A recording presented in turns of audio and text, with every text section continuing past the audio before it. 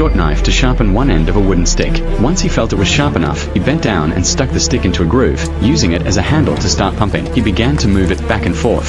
Seawater inside the yacht was soon being pumped out by hand, but with only one outlet, there was no way to remove all the water quickly. The older man soon got so tired he lay down on the deck, but his hands kept working non-stop. Even though his arms were numb, he had no choice but to keep pumping. He worked from morning until evening, and finally, all the water was out of the cabin. After using a mop to soak up the last of the moisture, a slight look of relief appeared on his face, but he still had more work to do. Large hole in the boat had to be fixed. Taking advantage of the clear weather, he quickly poured glue into a bucket and stirred the brown liquid hard until the two substances were fully mixed. Then he used a brush to apply the mixture to the damaged area of the boat. To test if the homemade glue would hold, he had to wait 2 hours.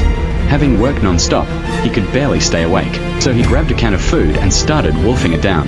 Once he'd eaten and drunk enough, he saw that the glue was working. He tied a rope to himself and stuck fiberglass fabric over the hole. The once giant crack was now completely sealed up. Next, he returned to the deck. Looking at the repaired boat, he set it upright again. Even when the patched area was underwater, there was no sign of leaking. The rescue work was finally done, and the man could finally relax. Feeling relieved, he even cooked himself a meal inside the cabin. But just as he was about to enjoy the food, it started to drizzle. He immediately felt something was wrong and rushed to the deck.